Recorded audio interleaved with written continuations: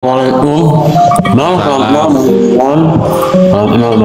Salam kenal. Tinggal di mana? Namanya siapa? Tinggal di mana? Nama gua Ade. Aku tinggal di Banten. Banten. Ya. Tiljana, itu udah disebut Tiljana. Emang itu sebenarnya ya. Jadi Jangan nangis. gua nangis banget. Gua mau gua boleh nggak? Gua boleh nggak? Boleh. Belum udah nangis. Kita dengerin ya. Gua lagi menjalani rumah tangga sudah 5 tahun. 5 tahun. Istri gua jadi TKW di Hongkong. Oh, istri jadi TKW di Hongkong. Udah 2 tahun. Gue translatein ya guys ya, gue translatein kalau ini. Ya harusnya loh. Ya, Gue masih ngerti lagi. Selama berjalannya waktu, pas dan hasil ini, emang ekonomi saya drone. Dan akhirnya minggu kemarin istri minta cerai. Akhirnya kemarin kenapa? Istri minta cerai. Minta cerai, istri minta cerai. Cuman saya punya anak. Saya punya anak umur 4 tahun, perempuan. Katanya kalau anak ekonomi saya anak ekonomi lanjutan ya saya. Jadi apapun yang saya bicarakan, apapun yang saya omongkan itu sampah di belakang saya. Karena keuangan saya kan. Iya. Cuman kan saya itu kan ada di pihak laki-laki ya. Saya tidak menceraikan istri saya, tapi istri saya maksa buat cerai. Mungkin ada yang lain ya namanya, saya nggak tahu nih kehidupan istri saya di sana, nggak tahu lah. Anak sama siapa? Sama dia. Oh, Anak sama keluarga istri saya. Anak sama keluarga istri saya. Ini sedih ya, tapi cara berceritanya nggak bikin sedih teman-teman. Jadi inilah yang gue maksud gitu loh.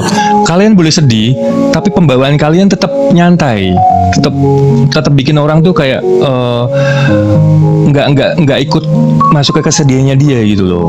Ini sebenarnya sedih banget ini. Gitu. Ayo lanjutin bang. Gue jadi mau nangis. Gue itu udah berusaha kerja keras ya. Kemarin gue sebagai content creator. Kreator. Ya, per bulan itu bisa nyampe 5-6 juta. Ya, sebulan. Dan update, tapi itu ngapain? Kan banyak yang rejim, banyak sama yang rejim kan cewek-cewek dan semuanya. Itu cemburu. Coba cari pekerjaan yang nyata. Akhirnya saya jadi direktur online. Direktur online lah di Jakarta. Iya. Ternyata tidak sesuai ekspektasi ya. Akhirnya saya lakukan, karena kan bukan mobil pribadi ya. Saya mobil setoran. Kemarin tuh ya. Malah ketika saya down, saya tidak bisa membeli yang terbaik. Penghasilan saya ada penghasilan aku nggak kembali. Jadi saya kan gajinya udah di atas 10 juta ya. Sedangkan saya yang gajinya nggak penghasilannya emang apa ya? Penghasilannya tuh nggak tadi ulangan. Iya. Jadi menurut saya udah mohon sama istri saya. Ayo pertahankan rumah tangga. Bukan buat saya ya, buat anak ya. Buat anak.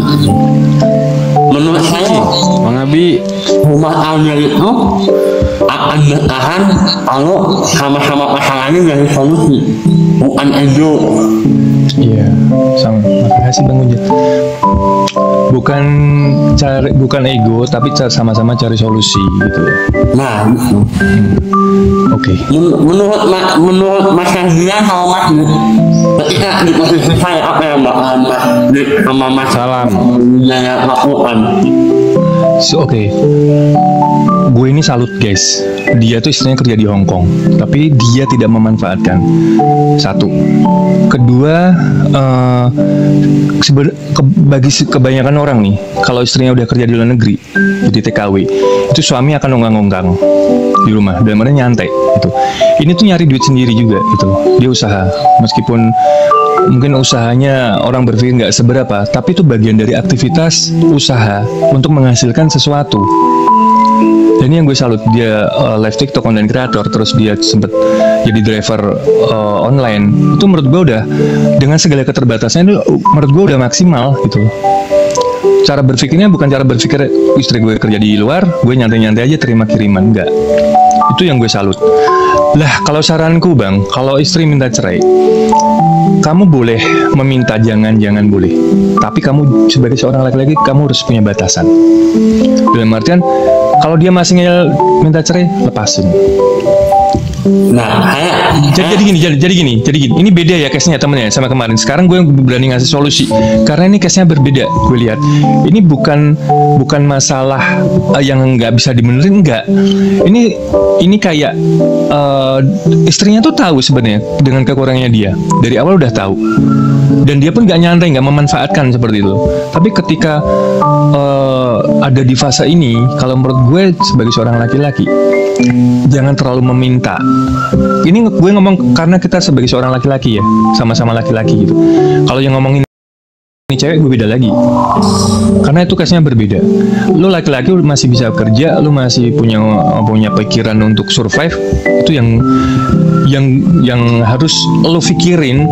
Yang harus lo pikirin dalam artian, gue masih bisa hidup sendiri.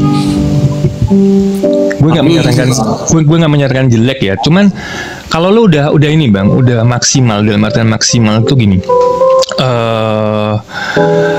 udah meminta, jangan dong udah meminta, itu lo maksimalin dulu nih. Tapi kalau pada akhirnya dia minta, lepasin, ya kita bisa apa sebagai seorang laki-laki? Karena gue pernah di fase itu, makanya gue ngerti jawabannya. Gitu. Ketika dia minta terus-terusan minta, dan dia tiba-tiba udah mengajukan, ya udah, kita mau ngapain? Nggak bisa ditahan itu. Asal jangan kita yang mengajukan, jangan mengkhianati, biarkan orang lain yang mengkhianati. Prinsipnya itu, kita jangan berusaha mengkhianati. Ya, aku mau nanya, sebelum nikah dia memang udah jadi TKW juga atau pas menikah dia baru jadi TKW? TKW baru 2 tahun nih. Iya, 5 tahun. Oh, udah 5 tahun. Saya punya anak 5 tahun. Sebelum menikah saya TKW di Singapura. Saya udah dari sebelum berarti. Kalau aku udah nikah, kayaknya aku nggak ngizinin gitu. Kalau aku ya. Akhirnya kita menikah, dan 3 tahun saya menjalani sebagai kepala rumah tangga. Waktu itu saya sakit, saya lumpuh kan. Saya lumpuh ya bisa jalan nih, sakit lah. Saya nggak bisa lumpuh selama hampir 6 bulan, saya nggak bisa jalan. Ekonomi bener-bener down. Akhirnya saya memutuskan buat jadi TKW. Udah 2 tahun, mau 2 tahun. Yang saya pikirin bukan diri saya pribadi. Saya punya anak perempuan. Mental anak saya bagaimana nanti ya? Ketika ditanya keluarganya, orang tuanya, kenapa dia masih kecil lah? Itu yang saya nasihatin sama istri. Tapi saya tuh ngomongnya, udah biarin anak aja. Nah, saya pikir bukan cinta lagi, bukan saya lagi, masa depan anak sebenarnya. Iya, aku paham sih, kita memikirkan anak juga gitu. Tapi kalau seorang istri udah mengajukan, apalagi dia udah bergerak, kita bisa apa bang? Kita mau bisa bertahan model gimana? Kalau sebelum itu terjadi, maksimalin dulu, kasih pengertian gitu. Tapi namanya wanita ya sedikit banyak, kalau udah kekeh itu susah banget untuk putar arah. Itu tanya aja tuh sama teman-teman yang di bawah, kalau dia udah kekeh bisa, siapapun dilakukan. Itu yang aku bisa kasih tahu ya, persiapkan diri itu untuk menghadapi hal yang apa ya, kemungkinan terjadi sih. Itu. Tapi yang gue salut sih itu, lu masih mau kerja, lu masih ini, keren. Lu selama selama dia aja nggak pernah Pertahankan rumah ngomong tangga. uang mana uang gimana nggak pernah ngomong. Ya, gue nggak nyaranin lu untuk cerai lu ya, nggak. Tapi lu juga harus ambil sikap. Iya. Gue nggak nyaranin lu untuk cerai, tapi lu harus ambil sikap. Itu karena ya itu tadi udah gue beberin gitu. Lu oke kok gitu, dalam artian lu masih bisa survive. Kasih Ya saran. memang masalah anak tuh masalah rumit ya gitu. Kalau kita memikirkan anak ya memang seharusnya nggak bercerai gitu. Tapi ya apa daya gitu. Kalau salah satu pihak udah kekeh, kita bisa apa? Gitu. Ini kita ngomongin kalau dia udah kekeh ya, nggak bisa digoyang sama sekali, nggak bisa dinego sama sekali. Ya udah. Ya bahkan kalau saya WA nih ya, tadi saya WA, tadi saya WA itu, jangan lupa makan ya dari kesehatan. Apa balasannya? Kita bukan siapa-siapa lagi.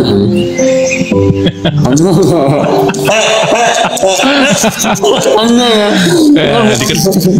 Diketawain aja, jangan lebih ketawain aja. Enggak. Kita bukan siapa-siapa lagi. Emang dunia ini aja buat yang miskin ya. Itu yang dua alami ya. Yang dua alami benar. Itu kata Habib tuh, konsultasi kepada Ustadz Kiai ulama setempat sekaligus menjadi orang ketiga sebagai penengah. Gitu. Dia di luar Bib, masalahnya Bib. Istrinya ini di luar. Itu. Berarti sekarang kerjanya apa aja bang? Pak RT? Dia udah berjuang lama sama sini udah. Dia udah nyoba nanya sama teman-teman, emang posisinya lagi sulit aja. Bukan saya yang berjuang ya, justru saya berjuang sana sini. Bahkan saya mohon-mohon sama teman-teman memang belum ada. Iya. Ya mungkin saya kembali lagi lah di apa apniat lah. Ditayang. Itu. Ya, tapi namanya kalau orang udah kekeh ya kita nggak bisa ngapa-ngapain sih, serius. Kalau udah kekeh banget nggak bisa. Ada bahasanya kayak gini. Lo sendiri gimana nih? Sebagai seorang cowok nih. Kalau di posisi Ya memang harus dikomunikasiin sih. Memang ya kita nggak bisa nyamain mental kita sama Pak RW ini ya. Tapi kalau aku posisinya mungkin sebelum menikah mungkin dia belum jadi TKW, dia udah jadi TKW. Tapi ketika udah nikah mungkin aku nggak izinin dia jadi TKW lagi. Itu kalau aku gitu kan. Nah kalau ya gimana pun juga yang namanya LDR ya gitu kan, itu yang seperti yang kita bilang kemarin-kemarin, memang alangkah baiknya tuh tidak bercerai gitu kan, tidak berpisah apapun kondisinya. Cuman itu kan hidup pilihan. Tapi kalau nggak sanggup mendingan jangan gitu. Misal kayak izinin istri ke luar negeri apa gimana kalau nggak sanggup gitu kan. Jadi coba dikomunikasiin lagi, istilahnya tuh memang harus. Tapi kalau istri yang ngomong kayak gitu biasanya ya dari pihak lelakinya memang kuat-kuatan doa aja deh gitu, kuat-kuatan musyawarah atau minta tolong mertua atau orang tuanya, karena memang nggak ada permasalahan yang benar-benar bisa. Bahkan orang tuanya emang udah lahir sama dia, keluarganya udah lahir sama dia. orang tuanya nggak respect sama dia. Udah lahir sama dia, keluarganya dia udah lahir sama dia. Iya, kadang ya begitu ya. Kalau orang, maksudnya kita bukan ngejelekin apa gimana ya. Orang kalau udah ke luar negeri atau terlihat banyak uang atau gimana gitu, dia merasa ya dia mendapatkan segalanya gitu. Udah bisa hidup sendiri. Udah bisa hidup sendiri gitu loh. Merasa Makanya seperti itu. kalau Pak RW udah ngobrol sama orang tuanya baik-baik, mungkin orang tuanya bisa ngobrol sama anaknya gitu, atau ke temen yang di sana yang mungkin dia kenal gitu kan. Ya mungkin solusinya untuk sementara sih itu dulu Pak RW, sembari doa yang kenceng ya gitu. Kalau emang Pak RW masih sayang sama dia gitu kan. Kalau dibilang saya emang udah sakit memang. Kalau dibilang saya udah sakit nggak ada bahasanya, semuanya saya udah sakit ya. Cuman yang sakit ini bukan saya lagi, anak lah. Udah. Sakitnya anak. Ya, nggak usah mikir macam-macam, mencari kenyamananmu aja. Insya Allah berkah kok istilahnya Pak RW. Kalau emang aku lihat kan Pak RW orangnya bukan tipikal milih-milih kerjaan atau gengsian gitu. Insya Allah dapat perempuan yang inilah, maksudnya yang benar-benar bisa mengerti ini kan kalau pahitnya gitu loh. Tapi kalau ininya semoga bisa kembali kayak semula. Nggak ada yang nggak mungkin bagi Allah lah. Istilahnya kalau Pak RW misalnya emang sholat dengan benar-benar gitu kan, dengan serius, nggak ada yang nggak mungkin bagi Allah gitu. Makanya banyak hal-hal yang tak terduga kalau dari Allah kalau kita mendekatkan diri sama Dia gitu loh. Itu sih pesan dari aku ya. Karena aku pernah ngalamin hal-hal kayak gitu yang bukan di pernikahan ya, maksud di hal-hal yang Allah tuh jawab dengan cara yang tak terduga gitu loh. Ngebalikin telapak tangan atau apa gitu. Jadi aku dapat rezeki yang nggak disangka-sangka gitu kan. Aku kerjanya di mana tapi dapat duitnya di mana gitu. Pernah kayak gitu. Jadi makanya tapi ya benar-benar harus meminta ya. Bukan kalau memintanya berasa kurang lagi ya kita nangis lagi gitu. Berarti nangis kita masih kurang nih sama Allah gitu. Kita nangis lagi.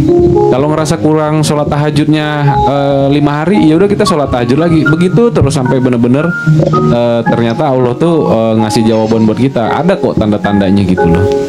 Kita itu pasti akan lebih tenang. Kita pasti akan lebih bersinar, lebih tenang, lebih apa ya, lebih bisa menerima segalanya dan nggak akan terlihat stres gitu loh.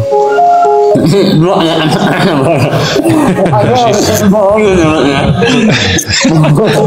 kelihatan. Dari tadi aktif soalnya. Dari tadi tappingannya aktif kok di bawah itu. Gue lihat ini orang apa ya? Ya biasa aja, kayak nggak ada masalah gitu loh. Cara lu bercerita juga sebenarnya biasa aja, cuman ya memang nggak bisa dibohongin ya, raut muka gitu itu memang nggak bisa dibohongin. Tapi memang bener kata Nick, ya meminta aja, seminta-mintanya semaksimal mungkin. Kalaupun toh pada akhirnya nanti berpisah, kita akan tenang. Berpisahnya bukan dengan yang wah gelisah, galau, enggak. Ketika ada di titik itu, kalaupun toh kita pada akhirnya berpisah, itu berpisah dengan tenang gitu loh. Oh iya, gue lepasin gitu. Karena itu udah bukan buat gue lagi gitu. Ya yang penting jangan lari dari masalah tuh kata Adit. Ya istilahnya kalau ada waktu ngobrol berdua ya udah bisa ngobrol gitu. Itu untuk masih kayak gitu. Dan lo kayak aja. Si cantik itu tuh bukan Pak RW-nya tuh nggak mau cerai, yang mau cerai tuh bininya. Jadi jangan salah paham ya teman-teman ya. Ini yang kekeh mau menceraikan itu istrinya, bukan dianya, gitu loh. Pak RW ini mempertahankan mati-matian kan berpikir masih soal anak gitu, bukan Pak RW yang minta cerai gitu. Masih banyak yang belum paham soalnya, makanya aku kasih sedikit penjelasan lagi.